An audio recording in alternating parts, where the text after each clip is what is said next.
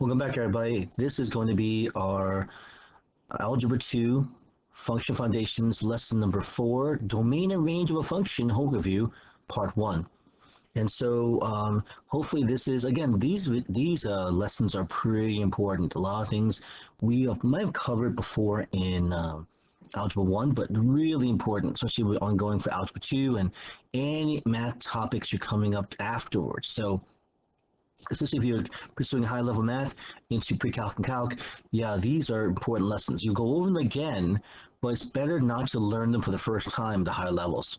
So, also, reminder, if you can, please give this video a like, hit the like button, leave any questions or comments and feedback in the comment section below.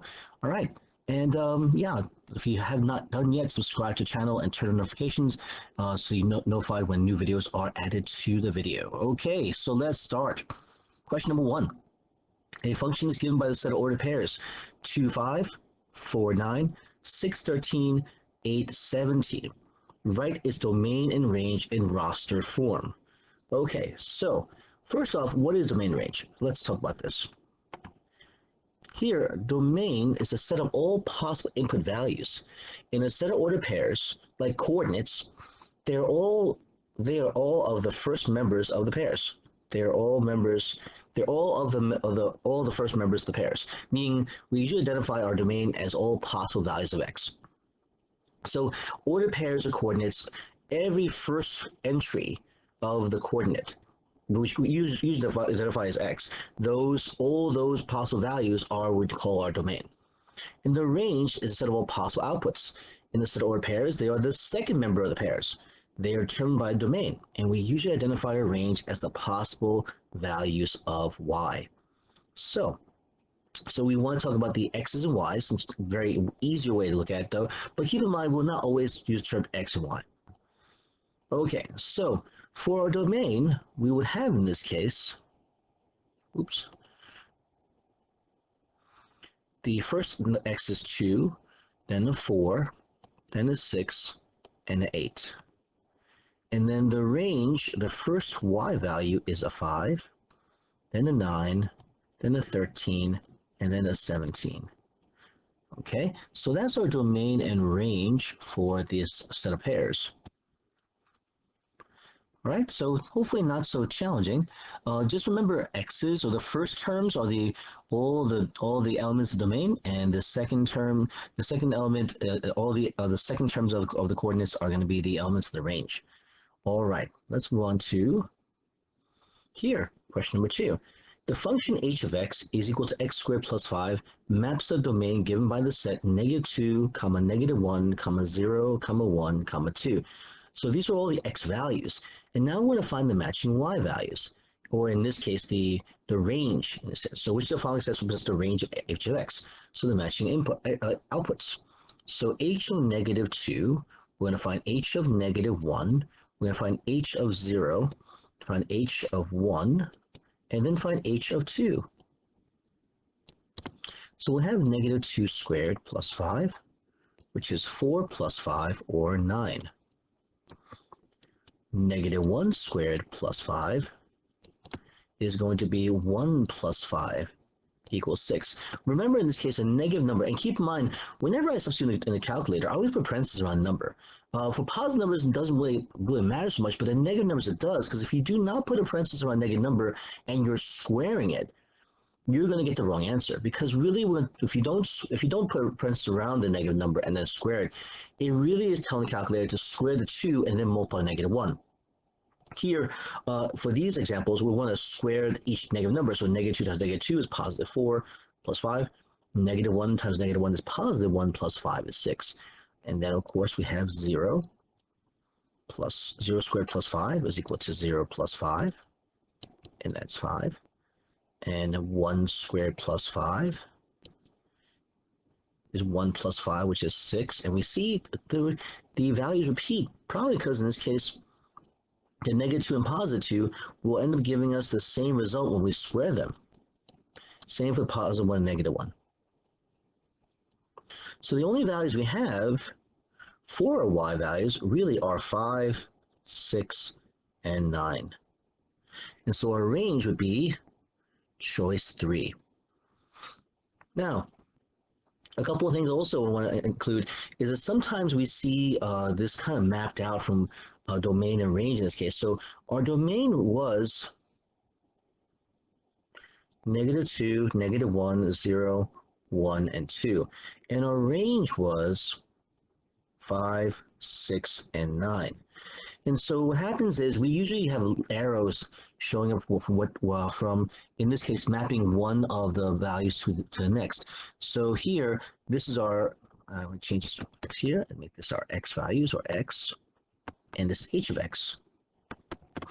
And so here we see in this case that we're going to map -2 maps onto 9, -1 maps onto 6, 0 maps onto 5, 1 maps onto 6, and 2 maps onto 9.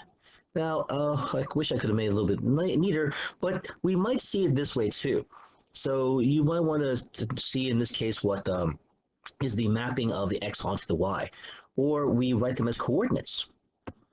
Okay, I'll use a different color just to differentiate.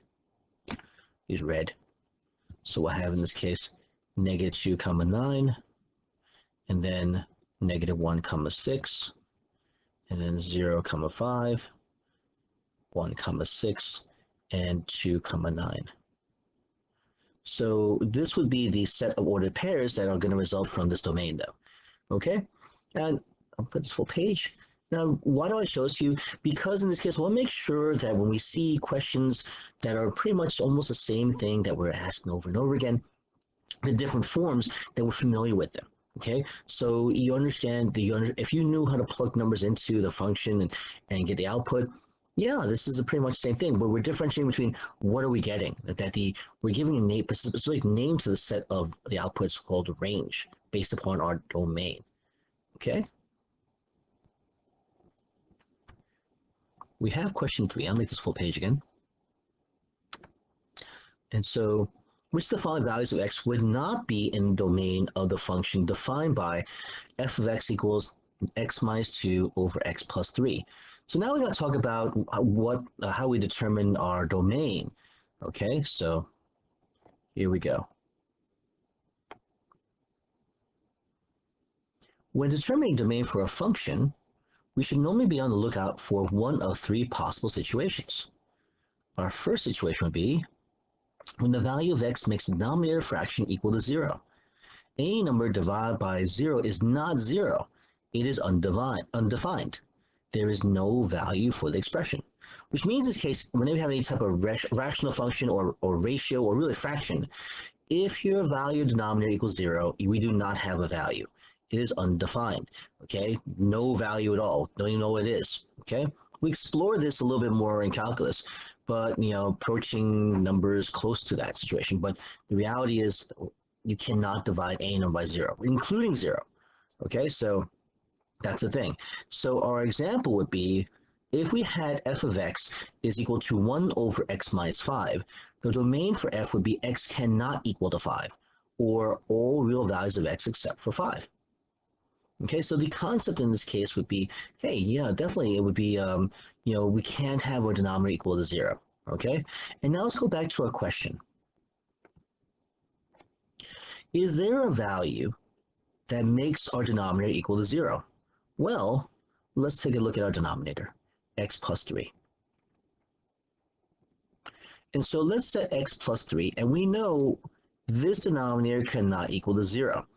And it's a little weird because you're looking at a question that's really not an equation, it's an inequality. However, we can treat it the same way to solve for x. We will subtract 3 from both sides. X cannot equal to -3. That's our domain. Therefore, what value x cannot be in domain? Cannot be x equals -3. Okay? Now, next problem.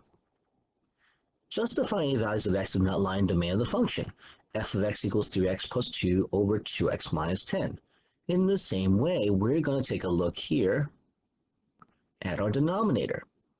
And so, we're going to say 2x minus 10 cannot equal to 0. All right. So in this case, we're going to add 10 to both sides. And you're like, oh, it's so weird. But you're treating this exactly in the same way of approaching an equation. Okay, even though it's not equal. All right. Because we're trying to find what x cannot equal to.